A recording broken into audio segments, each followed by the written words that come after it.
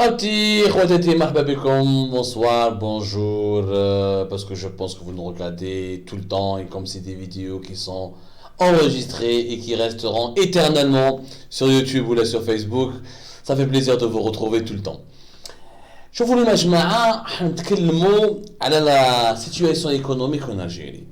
اليوم le président عبد المجيد تبون دار une conférence دي كبيرة في CIC, Parlement algérien, le CIC, j'allais dire le Parlement algérien, le Palais des Nations, enfin le nouveau Palais des Nations, le nouveau Palais des Conventions, le CIC de Club des Pins, le fameux édifice qui nous a coûté plus de 500 millions de dollars, qui a été construit par une société chinoise, la même société qui a construit aussi la grande mosquée d'Alger, un énorme palais très joli pour les expositions, etc., mais dont nous avons encore du mal à le rentabiliser, parce que nous n'avons jamais organisé des événements internationaux de grande envergure dans ce CIC de Club des Pins, alors qu'il était destiné au préalable pour organiser et accueillir des grands événements internationaux capables de ramener des devises à l'Algérie. Mais ça, c'est une autre histoire. Il y avait une conférence nationale sur le plan de relance pour une nouvelle économie. Le plan de relance pour une nouvelle économie, il y avait pratiquement plus de 300 participants, منهم des hommes d'affaires كيما إسعاد ربرب العام اللي فات كان في الحبس، اليوم راهم مع النظام، راهم قاعد مع تبون، والوزير الأول عبد المجيد جراد، عبد العزيز جراد، عبد المجيد, on ne sait plus qui dirige qui, mais le plus important il est ailleurs. Bon, ça veut dire que Rabrab a été réhabilité. Il y avait Achaïbou, le fameux groupe Achaïbou, qui avait des gros soucis judiciaires mal Kia ou Bouchouelb, l'ancien ministre de l'Industrie et de l'Investissement. Donc, des hommes d'affaires, des membres du gouvernement, des ministres, le Premier ministre Jarrad, Tebboune, 300 participants, في Club des Pins, تكلموا اليوم وهضروا قال لك nous devons absolument relancer une relance pour une nouvelle économie. C'est même l'intitulé, le plan de relance pour une nouvelle économie. واش قال تبون في ساعة discours تاعو. Il y a beaucoup de constats qui étaient vrais. Ceci dit, les constats, nous les connaissons tous. Nous sommes un pays sous-développé économiquement. Peut-être que Tebboune il a eu l'honnêteté de le reconnaître, sauf que cet aveu n'est pas une nouveauté, puisque tout le monde dit en Algérie que nous sommes un pays sous-développé économiquement. مش حاجة جديدة. ولكن في الديسكور تاع تبون il a insisté قال لك حنا nous devons absolument développer une économie qui est basée sur un taux d'intégration. Malheureusement, le taux d'intégration, l'intégration industrielle, nous allons soutenir les investisseurs qui ont trois critères. Le premier critère, la sincérité économique. Il veut travailler, mais j'ai déjà dit les crédits bancaires, il ne va jamais rembourser ses crédits bancaires. Je suis tout à fait d'accord avec Tebboune. Le deuxième critère, c'est que c'est quelqu'un qui propose un projet qui produit qui va produire un produit qui est déjà importé à l'étranger. Troisièmement, il faut un taux d'intégration industrielle. Là, le débat, les amis, là, il faut faire un débat. Parce que les Algériens, en Algérie, on parle depuis des années de l'intégration industrielle. Mais très peu d'Algériens, mais ils font l'intégration industrielle, لما قالوا لما يقول قليل من لي ديريجون ولا من لي زيكسبير اللي يقولوا لي زالجيريان ماشي من هبه ودبه يلحق لو طو دانتيغراسيون اندستريال. دابور واش معناتها لو طو دانتيغراسيون اندستريال؟ L'intégration industrielle, le taux d'intégration nationale, c'est la capacité d'un pays à fabriquer le maximum de composants d'un produit manufacturé. Regardez comme un exemple. Le téléphone par exemple, je vous fais le téléphone. هذا التليفون لو كان دولة les pays les plus développés, ce sont les pays et les pays puissants, ce sont les pays qui arrivent à fabriquer un téléphone, mais dont au moins 60 ou la 70% ou la 80% de ces composants sont fabriqués localement dans ce pays-là. C'est-à-dire que là, on peut dire que c'est le made in Samsung, c'est made in Corée du Sud, parce que la majorité des composants technologiques sont fabriqués en Corée du Sud. Le reste, l'emballage, tout ça, le design, tout le reste, le soft power, pas tout ce qui est interne, tout ce qui est système, pas tout ce qui est nouvelle technologie, le reste pour l'emballage, l'assemblage, etc., peut se faire en Chine. Ou alors que le reste, le plus important, 80% ou la 70% du système lui-même qui fait que c'est un bijou de technologie, c'est fabriqué, c'est conçu, c'est réfléchi, c'est designé en Corée du Sud. C'est ça le taux d'intégration, c'est quand un pays peut fabriquer d'un produit manufacturier, des téléphones, des écouteurs, des micro-ordinateurs, des caméras, des habits, des voitures, des camions, des missiles, des armes, tout produit.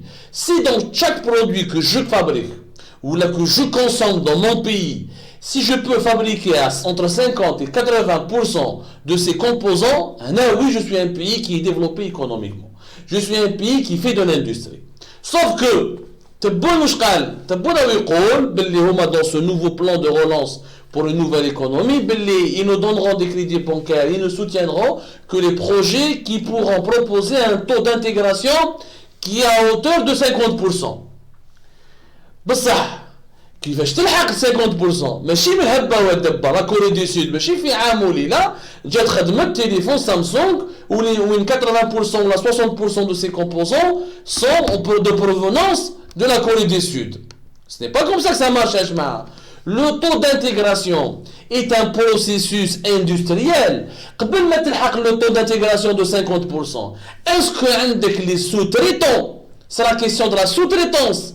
Est-ce qu'عندك les sous-traitants? واش معناتها les sous-traitants؟ معناتها les entreprises اللي يخدموا لك هادو les composants باش تلحق البرودوي تاعك يلحق 50%. En Corée du Sud, Samsung تخدم avec un série d'entreprises sud-coréennes, des entreprises de taille beaucoup plus petite, les يخدموا لها divers composants. من بعد هي travaille avec eux, elle sous-traite avec eux باش من بعد تبعت la Chine pour faire l'assemblage et la production finale. Nous n'avons pas de sous-traitants, ya jama'a. Et c'est ça le problème. Arriver à 50% du taux d'intégration sans sous-traitant, c'est tout simplement impossible. Nous un exemple. Voilà, c'est impossible. Je fais un omelette. La sous-traitance, c'est l'ensemble des micro-entreprises ou des entreprises qui peuvent fabriquer les composants des produits manufacturés. Automobile, par exemple, عندك des sous-traitants يخدم لك البارشوك، عندك des sous-traitants يخدم لك الجيدون، عندك des sous-traitants يخدم لك الباربريز، عندك des sous-traitants يخدم لك les boulons، عندك هذوكا c'est des sous-traitants. Si tu n'as pas les entreprises capables de te fabriquer ce genre de produits, ce genre de composants, كيفاش تلحق 50%؟ كيفاش تلحق 50%؟ كيفاش اليوم الجزائري يقدر يدير بروجي طوموبيل ولا طياره ولا دي لونات ولا دي تليفون ويلحق 50%؟ Impossible. Impossible parce que il faut d'abord passer par le développement de la sous-traitance. ناخذ un exemple. Le Maroc voisin. Le Maroc voisin, avec les usines de voitures qu'il a, Renault notamment à Tanger. 50% de la voiture Renault au Maroc, elle a 50%, le taux d'intégration, il est de 50%, ça veut dire que 50% de ses composantes, de la Clio ou de la Sandero qui sont fabriquées au Maroc, les composantes sont fabriquées par les entreprises marocaines. Où je mets à 50%? Maintenant, au Maroc, tu as pas mal d'entreprises qui peuvent fabriquer le pare-choc, les phares, qui peuvent fabriquer la tonnerie, quelques équipements électroniques, le pare-brise, ce qui fait qu'ils atteignent 50%. La conséquence, c'est quoi? C'est que grâce à ça, sont issus de sous-traitants, le Maroc a exporté en 2017 presque 5,5 milliards d'euros de voitures à travers le monde. Le Maroc est devenu le deuxième constructeur de voitures sur le continent africain. Mais grâce à quoi? Grâce à cette politique de sous-traitance qui lui a permis d'avoir un taux d'intégration important. Elle est depuis 2016 pratiquement là-bas, avant même. Où je Renault à Oran. Où je Ils n'ont jamais pu dépasser les 20%. Pourquoi? Parce que Renault n'a pas trouvé de sous-traitant. Ce n'est pas la compagnie Renault ou la Peugeot, ce n'est pas un investisseur étranger de venir ramener ses propres sous-traitants. L'Algérie, quelle était son erreur? Quand elle négocie avec les investisseurs étrangers, comme les sous-traitants تاعكم. Mais Renault qui en 2016, il n'a pas ramené avec lui les sous-traitants تاعو. Il ne peut pas. Un sous-traitant, il reste dans son propre pays, la sous-traitance ne s'exporte pas. Il y a des groupes qui font dans la sous-traitance mondiale, qui il y a des groupes qui s'installent dans plusieurs pays à travers le monde, ils font des usines pour fabriquer les composants de plusieurs produits manufacturiers ou de plusieurs produits industriels. Ce n'est pas à Renault de développer la sous-traitance en Algérie. Ce n'est pas Renault qui a développé la sous-traitance au Maroc. C'est le Maroc, avec les entreprises marocaines, qui a fait un plan industriel, qui a développé la sous-traitance. C'est la première étape. Même à l'auto d'intégration. Au Maroc, par exemple, donc, les voitures, ils font de l'industrie aéronautique. Il y a un Airbus qui travaille un peu avec le Maroc. Les produits ou les équipements qui sont montés au Maroc ne dépassent pas, le taux d'intégration TEHAM ne dépasse pas de 10%. Donc, comme il ne dépasse pas 10%, la valeur offre les exportations, il ne ramène qu'un équivalent de 900 millions d'euros, pas plus. Tout ça, c'est pour vous dire que le taux d'intégration industrielle, le taux d'intégration nationale, ne peut pas se faire sans sous-traitance. La sous-traitance est une idée. اللي بداو فيها الدول من السبعينات منين جات لا sous-traitance parce que حكينا على l'exemple marocain mais le Maroc aujourd'hui il est en difficulté علاه en difficulté parce que واش ما نفهموش في l'Algérie تبون كي يتكلم على الاقتصاد ولا لي كونسيي ولا لي مينيستر algériens ils croient que l'économie est de produire quoi n'importe quoi tout ce qu'on peut produire c'est de la richesse non la richesse dans l'économie c'est la valeur ajoutée. C'est ça, c'est le concept de la valeur ajoutée des menafos. Je la valeur ajoutée. Ça veut dire que ce que toi tu peux rapporter comme valeur ajoutée à un produit que tu vas importer, que tu vas plutôt produire dans ton propre pays. Ça sert si tu fabriques par exemple le Renault au Maroc, elle existe. À quoi ça sert de faire comme le Marocain? Et tu fais des Renault qui ressemblent au Renault du Maroc. Ça sert à rien. Khlas, la valeur ajoutée qu'elle a le Maroc. Toi tu dois trouver un autre domaine, un autre secteur. Oui, tu veux produire un produit comme un téléphone par exemple, mais dans ce produit-là que tu vas fabriquer chez toi, il doit y avoir de la valeur ajoutée. Il y a une pièce spécifique, caméra, clavier, un composant, l'intérêt في بلادك. Et c'est que ça sera le fruit de ton intelligence, de ton effort et le produit made in Algérie qui est produit par une entreprise algérienne, gérée par les Algériens. C'est ça la valeur ajoutée en économie. Parce que c'est quoi la richesse en économie? C'est pas de produire tout et n'importe quoi. C'est de produire de la valeur ajoutée. Plus tu produis de la valeur ajoutée, c'est-à-dire des produits qui te sont propres, qui sont le fruit de tes efforts et qui sont typiquement à ton pays, là tu peux les exporter, et là tu peux les comptabiliser comme une richesse nationale. Ce n'est pas le cas de l'Algérie. L'Algérie actuellement, dans le plan que veut faire Tebboune et ses ministres, il n'y a pas de valeur ajoutée. On veut imiter des pays qui sont en voie de développement ou là, des pays qui sont devenus émergents, sans comprendre que chacun de ces pays-là a produit une valeur ajoutée, a commencé par un tissu de sous-traitants. Il a commencé par développer ses propres entreprises avant d'aller vers l'industrie. La sous-traitance m'inquiète, parce que ça me et c'est qu'une première émission, comme une autre émission, Inch'Allah, à la sous-traitance en Algérie. La sous-traitance est un concept qui vient du Japon, dans les années 70. Les Japonais qui ont en guerre économique avec les États-Unis, notamment dans le secteur de la voiture. Il y avait Toyota et Ford. Toyota qui a comment battre les Américains, comment produire plus que les Américains. Comment produire plus pour vendre plus. Les Japonais, ils ont une idée. Au lieu de produire la voiture entièrement flusée à Toyota, Toyota ou Schder, trahir 150 entreprises, où quelle entreprise, elle va lui fournir un composant ou une partie de la voiture. Ou le papier, c'est Toyota qui le fabrique. Grâce à ce processus qui a commencé dans les années 70, les années 80, Toyota a commencé à battre Ford. A commencé à le battre. C'est-à-dire que Toyota, grâce à son réseau de sous-traitants, elle pouvait fabriquer 69 voitures en 1980, alors que Ford produisait que 9 voitures. Ford ou la General Motors. Parce que grâce à leurs sous-traitants, les sous-traitants de Toyota ont permis à Toyota de renforcer rapidement leur production et de pouvoir fabriquer plus et de vendre plus.